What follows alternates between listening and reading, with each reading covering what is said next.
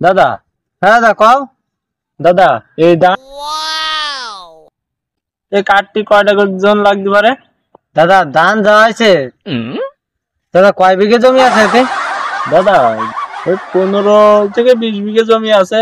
তা তো মেলা ধান নেই, বেশিরভাগ সব পাতা ফেলাই নিয়ে গেছে। দাদা কয়টা জন লাগতে পারে? দাদা জমি যা আছে তা এখনো তো 8-10 বিঘে হবে না প্রায়। তা তো ক্যারেটের তো এক বিঘে তো 5টা করে জন লাগবেই। দাদা বিঘেই 5টা করে, তাহলে তো 10 বিঘেই 50টি জন। এতজন কম করা যায় না একটু? দাদা এটা আমি কম কইছি, 8-10টা করে আমরা কাটি। আর তো তোমার মাঝে মাঝে পড়িয়ে গেছে, তুমি বুঝতে পারছো না। আমাকে তো কাজ কম নেই, তাই একটু কম কইছি। এখন কালকে থেকে আসবে না তাহলে?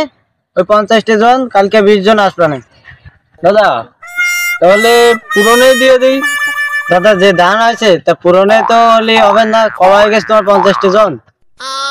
তা দেখবা না কি করা যায়, কালকে 20 জন তো আসি। দাদা তোমার তো বিরাট দাম দাদা, কালকে 20 জন আসি, তারপরে দেখবা না কি হয়। দাদা তাহলে কালকে থেকে আসে না? দাদা তাহলে সকালে নাস্তার ব্যবস্থা করে নে, 100 কান পরোটা নিয়ে আসে নে, আর ডাল নিয়ে আসে নে। 20 জন আছে তো একটু কম করে কইছি।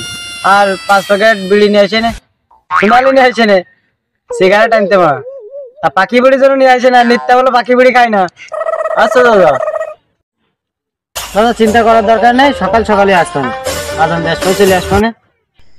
মেঘলা মেঘলা হচ্ছে, ধান কয়টা তুলতে পারলি বাসি তাড়াতাড়ি।